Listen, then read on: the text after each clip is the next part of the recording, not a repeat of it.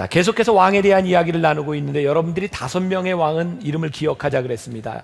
이스라엘의 첫 번째 왕 사울, 두 번째 다윗, 세 번째 솔로몬. 그리고 이 3명의 통일 왕국 시대가 끝나고 북과 남으로 갈라집니다. 북이스라엘의 첫 번째 왕은 여로보암, 저기 예루살렘을 중심으로 해서 밑으로 남유다의 첫 번째 왕은 솔로몬의 아들이었던 르호보암. 지난주에 우리들이 공부했던 사람은 여호사밧, 그리고 그 지난주는 아사. 두 사람 모두 남유다의 왕이었습니다. 오늘은 북이스라엘의 왕인 아합이라고 하는 사람에 대해서 공부합니다. 이 아합은 지난주에 우리들이 함께 나누었던 여호사밧과 동시대에 있었던 사람입니다. 여러분 성경이 좀 머릿속에 들어오세요? 네, 들어오셔야 됩니다. 네, 이번 기회에 여러분들이 잘 공부하시면 좋겠어요. 아합 왕은 하나님을 모르는 사람이 아닙니다. 언제부턴가 그가 하나님을 대적하기 시작합니다. 여러분, 하나님을 대적한다고 하는 게 무슨 의미일까요? 하나님을 대적한다고 하는 것은 하나님을 향해 싸운다고 하는 것이 아닙니다. 잘 기억하십시오. 하나님을 대적한다고 하는 것은 우리의 신앙에서 언제부터인가 거룩에 대한 몸부림이 끝났을 때 우리가 하나님을 대적합니다. 신앙생활이 무엇일까요? 우리들이 하나님을 알기 때문에 거룩하신 하나님 앞에 거룩하게 살기 위해 몸부림치는 것이 신앙입니다. 이 몸부림이 끝나면 우리의 삶은 하나님을 대적하게 됩니다. 다시 한번 말씀드립니다. 아합 왕이 하나님을 대적했다고 하는 것은 그가 하나님을 모르기 때문이 아니라 그가 하나님 앞에 신앙적인 삶을 살지 않게 되었을 때 그의 삶은 하나님을 대적하기 시작합니다. 요즘 한국 교회를 보면 양극화된 현상이 일어납니다. 큰 교회는 점점 커지고 작은 교회는 점점 작아집니다. 저희 만나교회도 지난 몇 년 동안 참 많은 부흥이 있었습니다. 여러분들 모르지만 의자를 점점 많이 집어넣고 있습니다. 1부, 2부, 3부, 4부, 5부 예배 사람들이 많이 늘어나고 있습니다. 근데 그런 생각을 합니다. 과연 이 늘어나는 사람들을 보며 하나님이 기뻐하시겠는가? 여기에 모인 우리 회중들이 하나님이 기뻐하시는 모임이 되어 있는가? 왜냐하면 큰 교회를 찾는 사람들의 많은 성향들이 숨고 싶다는 겁니다. 누군가의 간섭도 받기 싫다는 겁니다. 때로는 어디에선가 상처받았던 그 상처 때문에 내가 상처받지 않고 예배만 드리고 싶다. 그런 사람들이 많이 찾아오는 것이 대형교회이기도 합니다. 사실 신앙 생활은요, 우리의 삶에서 부대끼는 겁니다. 때때로 우리들의 삶에 상처도 받고요, 상처를 치유해 나가는 것이 생활입니다. 그런데 언제부터인가 우리들이 이 치열한 상처와 삶의 치유의 과정들을 우리들이 포기해 버렸다면 어쩌면 우리들의 삶에서 하나님을 대적하고 있을지도 모른다는 생각이 듭니다. 요즘 많은 크리스찬들이 어느 교회 다닙니까? 라고 하는 질문들을 많이 듣고 나는 어느 교회 다닙니다 라고 말을 할 때 그 사람들의 신앙이 교회와 어떤 동일시하는 경향이 있습니다. 누군가 여러분들에게 어느 교회 다니시나요? 그럼 여러분들 뭐라고 대답하십니까? 만나교회 다닙니다. 그럼 상대방이 어떤 반응을 보이든가요? 참 좋은 교회 다니시는군요. 이러죠? 아닌가요? 전 그렇게 알고 있는데 사람들이 그렇게 이야기를 합니다. 어느 교회 다닙니까? 그럼 내 신앙도 그 교회와 동일하다고 생각합니다. 아닙니다. 신앙은 교회와 동일한 것 아닙니다. 신앙은 철저하게 인격적인 것이고 우리들이 하나님 앞에 어떻게 몸부림치느냐에 대한 부분입니다. 그러다 보니까 요즘 어느 교회를 다닙니까? 라고 하면 사람들이 잘 모르는 교회, 작은 교회를 다니는 사람들은 이렇게 대답한다고 합니다. 집에 가까운 교회를 다닙니다. 그래서 어떤 목사님이 개척교회를 시작하며 개척교회 이름을 이렇게 지었답니다. 집에서 가까운 교회. 이름을 그렇게 지었답니다. 무언가 지금 우리가 살고 있는 이 시대에 신앙의 몸부림이 사라져버리지 않았는가? 언제부터인가 우리들이 치열한 몸부림보다는 쉽게 적응하며 살아가려고 하는 모습들이 우리들에게 있는 것은 아닌가? 그것이 혹시 하나님을 대적하고 있는 것은 아닌가?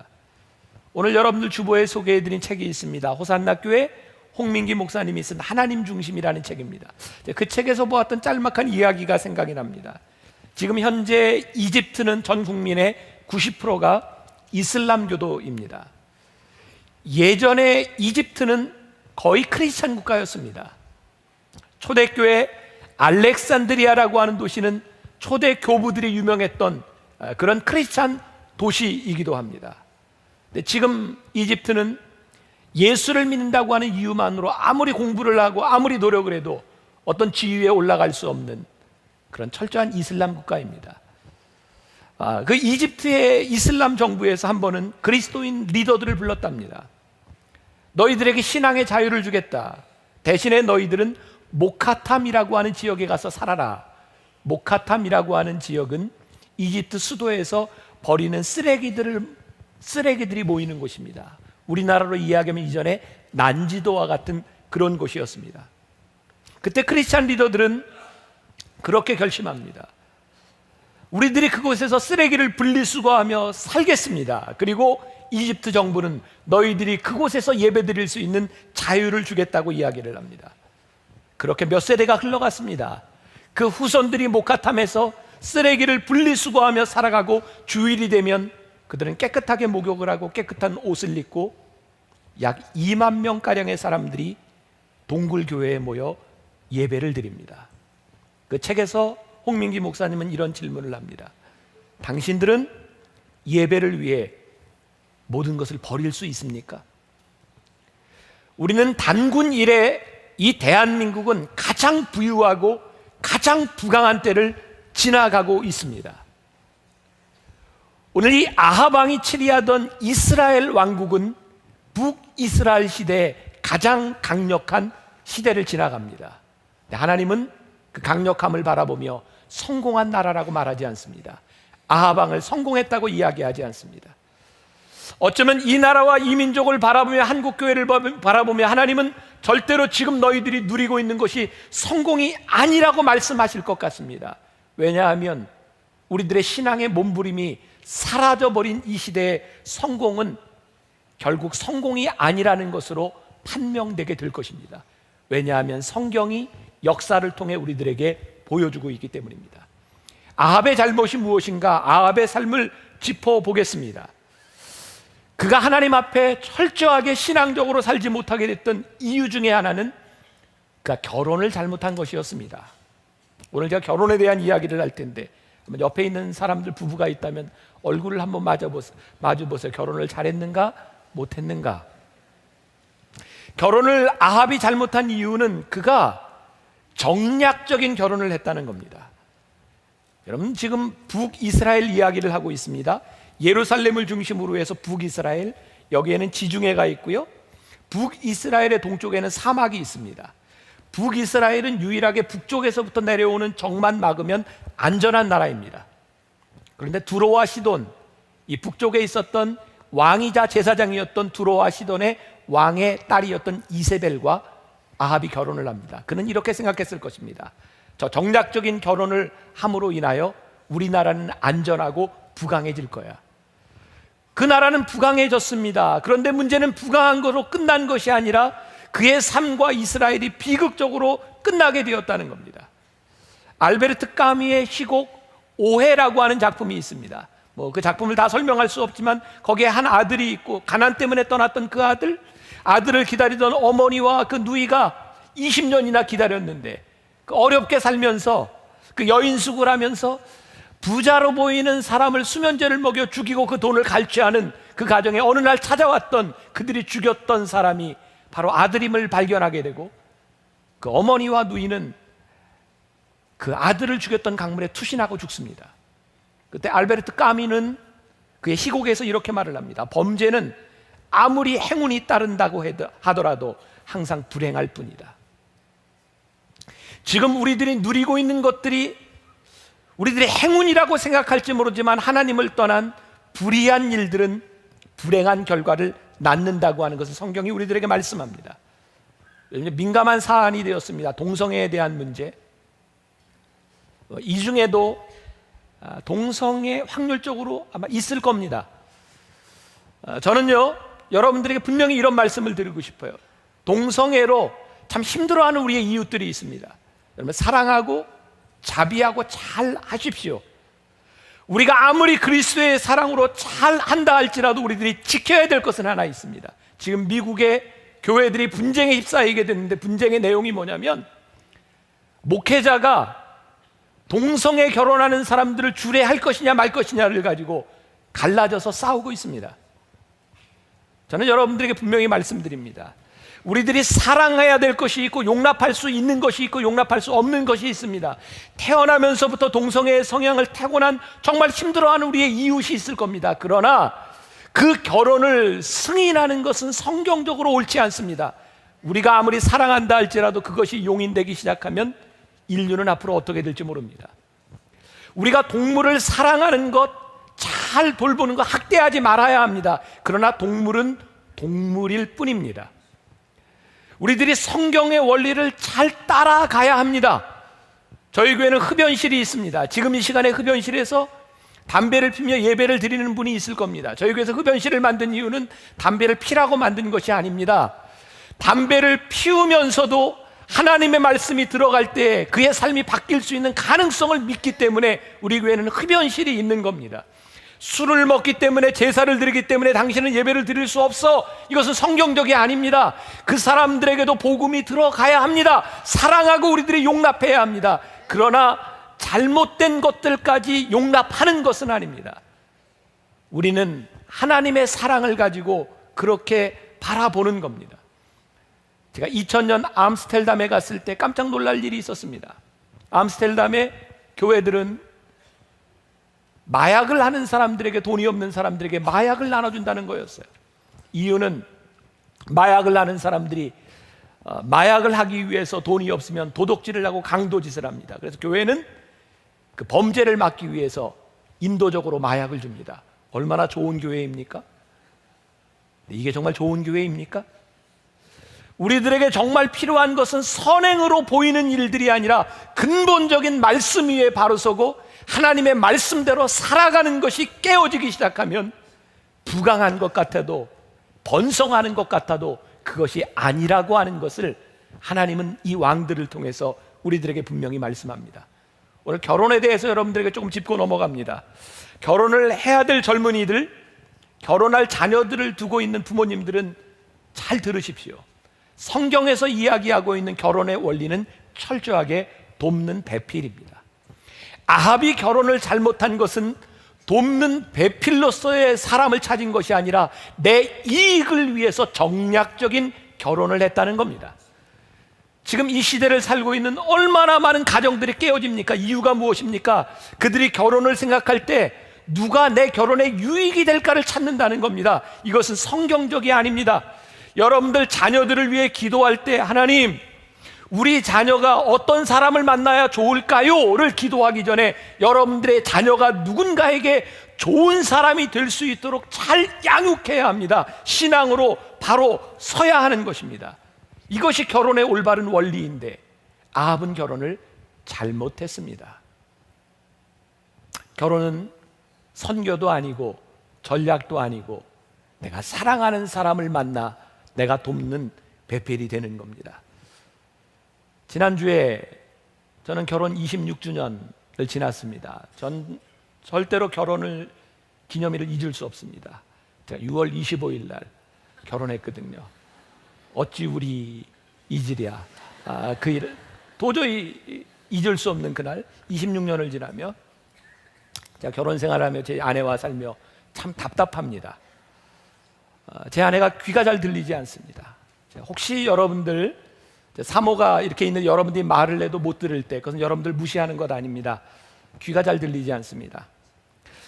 귀가 잘 들리지 않는 아내와 사는 것이 얼마나 힘든 일인지 아십니까? 같이 밥을 먹으면서 식탁에서 똑같은 말을 몇 번씩 해야 합니다. 정말 화가 날 때도 있습니다. 어느 날 저에게 그런 생각이 들었어요. 귀가 들리지 않는 아내를 바라보며 내가 답답한 것보다 들리지 않는 아내는 얼마나 답답할까? 그리고 귀가 들리지 않는 이유가 처음부터 그랬던 것이 아니라 제가 뭐 그렇게 고생하지는 않았지만 전도사 시절, 유학 시절 아이를 낳고 살면서 병원 갈 돈이 없어서 그 시기를 놓쳐서 제 아내가 가는 귀가 먹어서 보청기를 끼지 않으면 들리지 않는데 언제부터인가 제 마음에 아내를 향해 잘 내줘야 되겠다는 마음이 들었어요. 우리 집사람이 지금 여기 있다면 너무 큰 기대를 하지 마세요. 그냥 그런 마음이 들었다는 겁니다. 그냥 친절해야 되겠다, 잘 해야 되겠다. 왜냐하면 나는 아내에게 도움이 되는 사람이 되어야겠다. 우리 가정 참 행복합니다. 저는 오늘 제가 설교자로 여기 서서 가장 감사한 것 중에 하나가 제가 행복한 가정의 가장으로 제가 설교할 수 있다는 겁니다. 여러분들에게 가장 행복한 일, 여러분들에게 정말 복된 일이 무엇일까? 좋은 배필을 만나는 것입니다. 여러분들의 자녀들이 그렇게 되는 것입니다. 여러분들이 지금부터 배우자에게 좋은 사람이 되는 것입니다. 정략적인 그 결혼이 잘못됨으로 인하여 아합은 정말 무서운 길을 가게 됩니다. 이세벨은 아합과 함께 살면서 그를 정말 사악한 길로 인도하게 됩니다. 오늘 본문 말씀에 나오는 20절과 25절과 26절을 우리들이 유의해서 같이 한번 보겠습니다. 20절, 아합이 엘리야에게 이르되 내 대적자여 내가 나를 찾았느냐? 대답하되 내가 찾았노라. 내가 내 자신을 팔아 여호와 보시기에 악을 행하였으므로. 25절, 예로부터 아합과 같이 그 자신을 팔아 여호와 앞에서 악을 행한 자가 없음은 그를 그의 아내 이세벨이 충동하였습니다. 26절, 그가 여호와께서 이스라엘 자손 앞에서 쫓아내신 아모리 사람의 모든 행함같이 우상에게 복종하여 심히 가증하게 행하였더라. 이전 시대에 아합과 같이 가증한 왕이 없었답니다. 그런데 그 이유가 뭐냐면 그 이세벨이 그를 충동하였습니다. 오늘 우리가 읽은 본문 말씀은 아니지만 오늘 본문이 나오게 된 배경이 된 아합의 엄청난 범죄는 이세벨의 작품이었습니다. 열왕기상 21장 2절에 있는 말씀입니다. 제가 봉독할게요. 아합이 나봇에게 말하여 이르되 내 포도원이 내 왕궁 곁에 가까이 있으니 내게 주어 채소밭을 삼게 하라. 내가 그 대신에 그보다 더 아름다운 포도원을 내게 줄 것이요 만일 내가 좋게 여기면 그 값을 돈으로 내게 주리라. 제가 지금 마음이 좀 안타까운 건 여러분들이 이 내용을 좀 알고 들으면 참 좋을 텐데 혹시 여러분들 말씀을 마치고 집에 가셔서 성경을 좀 보셔도 좋을 것 같아요. 이 말씀을 보면 아합은 굉장히 젠틀한 사람입니다. 그는 왕인데요, 그 왕궁 옆에 나봇이라고 하는 사람이 포도원을 가지고 있는데 그게 갖고 싶은 거예요. 근데 왕이 권력을 쓰지 아니하고 뭐라고 얘기하냐면 네가 그 포도원을 나에게 주면 내가 다른 곳에 더 좋은 곳을 너에게 줄 수도 있고 네가 원한다면 돈으로도 주겠다. 이게 얼마나 나이스한 사람입니까? 근데 성경은 이런 아합을 나이스한 사람이라고, 젠틀한 사람이라고 이야기하지 않습니다. 제가 말씀을 준비하며 생각해 보았습니다. 아합의 문제가 무엇일까? 정말 아합에게 그 포도원이 필요한 것이었을까?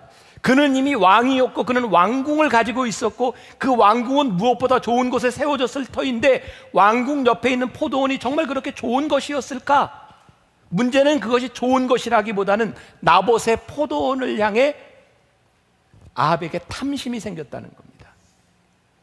신명기 17장 14절 이하에 성경은 세상 왕들에 대하여 이렇게 말을 합니다.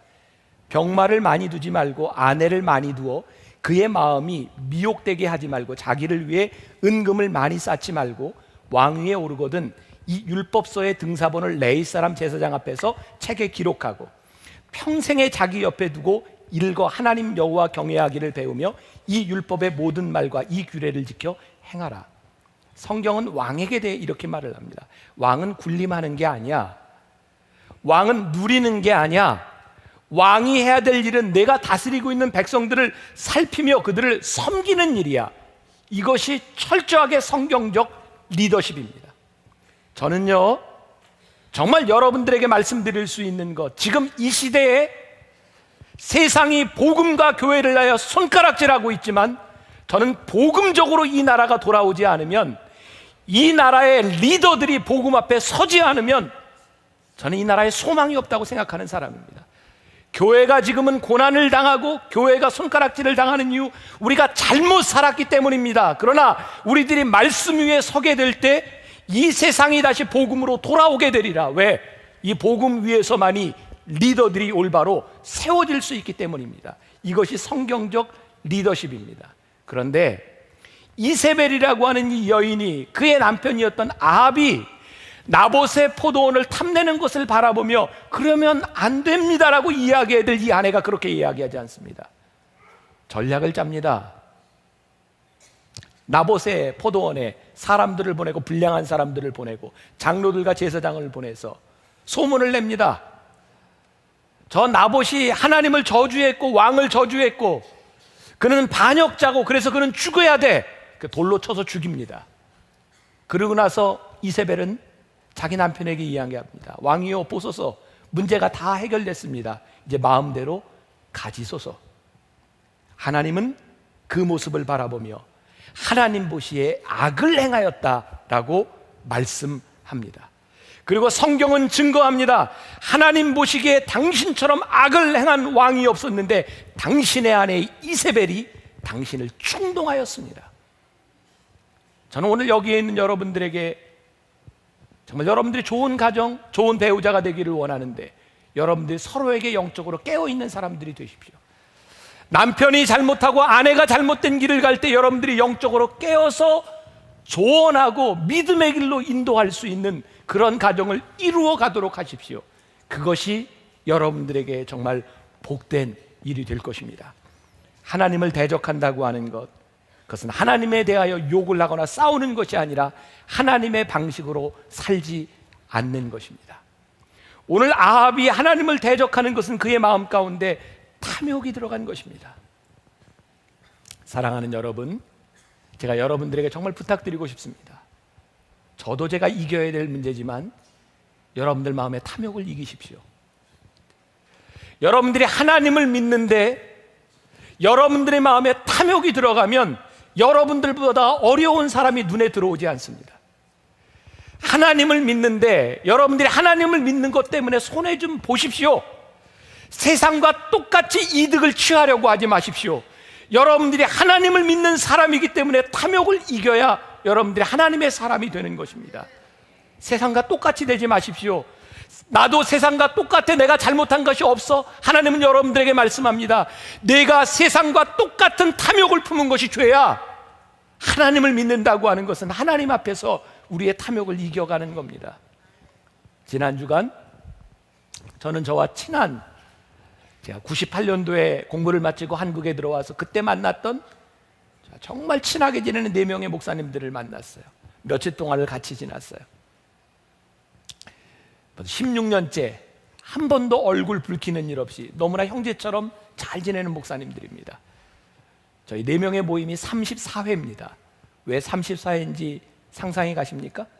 16년 전 우리가 만났을 때 모두 허리가 34인치였습니다. 그래서 34회라고 지었어요. 지금 아무도 34가 없습니다. 그때 참 미래를 많이 이야기하고 우리의 꿈을 이야기했었는데 16년 만에 우리들이 만났을 때 모두가 은퇴를 이야기하고 있더라고요. 다음에 어떻게 할 건지. 그때 그 이야기를 하면서 제가 하나님께 이런 마음의 기도를 했습니다. 하나님, 나이가 들어가며 제 마음에 탐욕이 들어오지 않도록 저를 도와주세요. 하나님, 제가 은퇴하려고 할 때 탐욕으로 인하여 하나님 잘못되지 않도록 저를 붙잡아 주세요. 목사로서 제가 제일 두려운 게 뭔지 아십니까? 제 속에 탐욕이 들어오는 것입니다. 왜? 탐욕이 들어오면 하나님이 보이지 않습니다. 야고보서 1장 15절에서 욕심이 잉태한 즉 죄를 낳고 죄가 장성한 즉 사망을 낳느니라 라고 말씀합니다. 야고보서 4장 2절과 3절 말씀 우리 같이 한번 봉독해 볼까요? 너희는 욕심을 내어도 얻지 못하여 살인하며 시기하여도 능히 취하지 못함으로 다투고 싸우는도다. 너희가 얻지 못함은 구하지 아니하기 때문이요 구하여도 받지 못함은 정욕으로 쓰려고 잘못 구하기 때문이라. 세상에 믿을 게 하나도 없네요. 오늘 이게 방송 시스템이. 혹시 여러분들 중에 나는 물질에 대한 욕심이 없어 라고 말하는 분이 있습니까? 물질에 대한 욕심은 없는데 여러분은 어디에 탐욕이 있는지 그거 보아야 합니다. 그래야 하나님 앞에 우리들이 죄를 짓지 않습니다. 탐욕이 들어가면, 우리들이 죄를 지으면 하나님 우리를 심판하십니다. 오늘 본문 말씀은 정말 무서운 말씀입니다. 여러분 주의 깊게 보셨습니까? 아합과 이세벨의 피, 개가 뜯어먹을 것이고 새가 먹을 것이고, 얼마나 무서운 심판의 말씀인지 모릅니다. 내가 이전에 어떤 사람들보다 악을 행하였으므로. 저는 이 하나님께서 심판을 이야기하실 때마다 저는 하나님의 무서움보다 하나님의 사랑이 눈에 보입니다.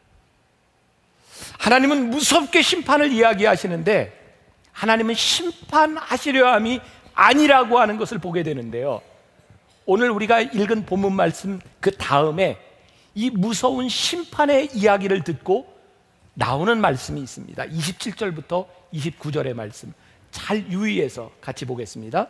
아합이 이 모든 말씀을 들을 때에 그의 옷을 찢고 굵은 배로 몸을 동이고 금식하고 굵은 배에 누우며 또 풀이 죽어 다니더라. 여호와의 말씀이 디셉 사람 엘리야에게 임하여 이르시되, 아합이 내 앞에서 겸비함을 내가 보느냐? 그가 내 앞에서 겸비함으로 내가 재앙을 저의 시대에는 내리지 아니하고 그 아들의 시대에야 그의 집에 재앙을 내리리라 하셨더라. 제가 이 말씀을 묵상하며 깨닫게 된 게 뭔지 아십니까? 어쩌면 하나님이 이러실 수가 있습니까? 그렇게 무섭게 심판을 이야기하시고 나봇을 그렇게 억울하게 죽인, 네가 그래서 이런 심판을 받을 것이야 라고 말씀하셨는데, 바로 아합이 그 말을 듣고 풀이 죽어 다니는 모습과 그가 겸비함을 보고 하나님께서 내가 너의 모습을 보고 내가 당대에 너를 심판하지 않고 내 아들에 대해 심판하리라. 저는 이 말씀이 아무리 봐도 심판으로 들리지 않습니다. 하나님께서 지금 그 아들에 대해 심판을 하시겠다고 하는 것이 하나님이 말씀하시는 의도가 아니라, 아합이 죄를 돌이킴으로 내가 너를 심판하지 아니하겠다라고 하는 말씀은 그 아들 대에도 내가 잘 살면 내가 너를 심판하지 않겠다고 하는 말씀입니다. 저에겐 이 말씀이 심판이 아니라 하나님의 사랑으로 들려집니다. 아합이 얼마나 못된 인간인지 아십니까? 저는 하나님을 모르는 사람보다 하나님을 알면서 하나님을 이용하는 자들이 얼마나 못된가를 생각합니다. 아합은 아마 하나님의 그런 마음을 알았던 것인지 몰랐던 것인지 그는 그렇게 이야기하고 겸비한 척하지만 바로 다음 장에 가서 보면 또 하나님을 불신합니다. 여호사밧과 아합이 동시대의 사람이라고 말을 했습니다. 그 상황은 여러분들이 성경을 보세요. 여호사밧과 아합이 한편이 되어서 아람과 전쟁을 하게 됩니다. 근데 이 아합이요, 하나님을 아는 사람이었기 때문에 늘 어떤 일을 할 때 선지자의 이야기를 듣습니다. 근데 아합은 선지자의 이야기를 듣는데 언제까지 듣냐면 자기 마음에 드는 말 할 때까지 사람들을 불러들입니다. 여러분들이 신앙생활을 하면서 제일 잘못하는 게 무엇인지 아십니까? 하나님을 믿는다고 하면서 여러분들의 마음에 듣는 말만 믿고 듣는다는 겁니다. 그 당시에 선지자 중에 미가야라는 선지자가 있습니다. 그가 와서 이야기를 합니다. 이 전쟁에 대해서 아마 하나님이 원치 않으셨던 것, 왕이요, 전쟁에 나가면 왕은 다시 이 왕궁에 들어오지 못할 것입니다 라고 말을 합니다. 여러분 잘 기억하십시오. 제가 언젠가도 이야기했습니다. 성경에 나오는 예언을 잘 이해하십시오. 예언은 앞의 일을 이야기하는 것이 아니라 하나님의 말씀을 예언하는 겁니다. 여러분들 주변에 혹시 앞으로 여러분들 미래를 예언해 주는 사람이 있다면 100% 이단입니다. 성경엔 우리들에게 절대 그런 예언하지 않습니다. 예자는 말씀 언변의 예자입니다. 하나님의 말씀을 맡은 자가 예언하는 겁니다. 저는 여러분들에게 예언합니다. 여러분들이 하나님의 말씀대로 순종하고 살면 하나님이 여러분들을 축복하실 것입니다. 여러분들이 하나님의 말씀을 떠나 범죄하면 하나님이 여러분들을 심판하실 겁니다. 이것이 예언입니다. 미가야가 예언합니다. 왕이요, 그 하나님이 원하시는 것 아닙니다. 왕이 하나님의 말씀을 떠나면 왕이 다시는 왕궁에 돌아오지 못할 것입니다. 그게 마음에 찜찜한 겁니다. 아합이 하나님을 몰랐으면 무시할 텐데 하나님을 알았더니 찜찜합니다. 그래서 아합이 작전을 씁니다. 이미 아람의 왕은 32명의 장수에게 전쟁을 하면서 뭐라고 명령하냐면 다른 사람 쫓지 말고 왕만 죽여라. 왕만 죽여라. 근데 아합은 그 말이 무서워서 왕의 옷을 벗고 일반 병사의 옷으로 갈아입습니다. 그리고 여호사밧 왕에게 왕의 옷을 입힙니다. 이 일석이조 아닙니까? 왕을 잡아 죽이려고 하는데 여호사밧이 죽으면 남유다와 북이스라엘을 다 먹을 수 있는 것 아닙니까? 얼마나 놀라운 전략을 짰습니까? 전쟁에 나갑니다. 신기한 일이 일어나요. 아람 왕이 32명의 장수에게 너희들 다른 사람 말고 왕만 죽여라라고 얘기했는데 여호사밧을 지나칩니다. 이거 뭘로 설명할 겁니까? 게다가 여러분 영화를 보시면 알죠? 옛날 전쟁할 때 활을 이렇게 쏩니다. 활을 쫙 쏘면 그게 막 쫙 가서 이렇게 막 맞기도 하고 땅에 떨어지기도 합니다. 전쟁 중에 활을 쏘는데 이렇게 재 가지고 쏘는 사람 절대 없습니다. 영화에서나 있는 겁니다. 여러분 전쟁할 때 총 쏠 때 이렇게 연습은 관역에 대고 연습을 하는데 전쟁에서는 다 이러고 쏩니다. 왜냐하면 이러고 쏘다 죽으면 어떡합니까? 아무도 정조준해서 쏘지 않습니다. 지금 이 전쟁의 상황은요, 수많은 장수들이 활을 쏘는데 랜덤리 쏩니다. 근데 이게 얼마나 재수없는 일이 벌어지냐면 랜덤리 쏜 화살이 왕의 옷도 아니고 병사의 옷을 입고 있던 와하방에게 화살이 하나 맞는데 성경에 보니까 갑옷의 솔기에 맞았다라고 되어 있습니다. 당시에는 철로 만든 갑옷을 입고 있었고요, 그 솔기, 철과 철을 연결하는 그 틈새로 화살이 막혀서 피를 흘리고 죽습니다.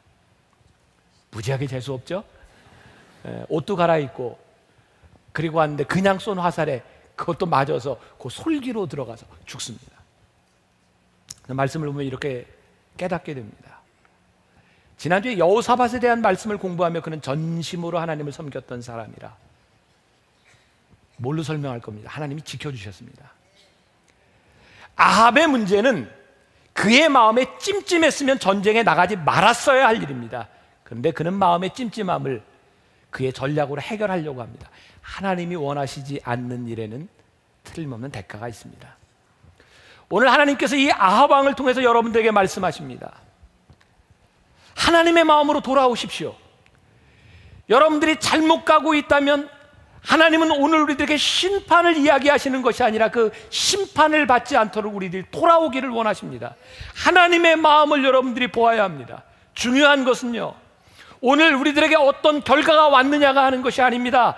아합 왕은 불의한 일로 나라를 강대하게 만들었습니다. 그러나 그의 방법이 하나님 마음에 합하지 않았을 때 하나님이 심판하십니다. 오늘 여러분들이 누리고 있는 결과에 만족하지 마십시오. 여러분들의 방법을, 여러분들의 삶을 하나님 앞에 보십시오. 여러분들의 후손들이 여러분들의 삶을 이야기하게 될 것입니다. 여러분들의 후손들이 여러분들의 죽음 앞에서 여러분들이 어떠한 삶을 살았는지를 이야기하게 될 것입니다. 오늘 하나님 앞에 우리들이 어떻게 살아야 할지, 우리들이 어떻게 하나님 앞에 돌아와야 할지 하나님 앞에 기도하는 날이 되기를 소원하고, 여러분들 하나님 앞에 다시 나에게 정결한 마음을 주시고 하나님 다시 나를 새롭게 하여 주시사, 하나님 두렵습니다, 하나님 나를 향한 그 구원을 나에게 떠나지 아니하도록 하나님 다시 나를 붙들어 주옵소서. 여러분들이 하나님 앞에 돌아오는 날이 되기를 주님의 이름으로 간절히 축원합니다.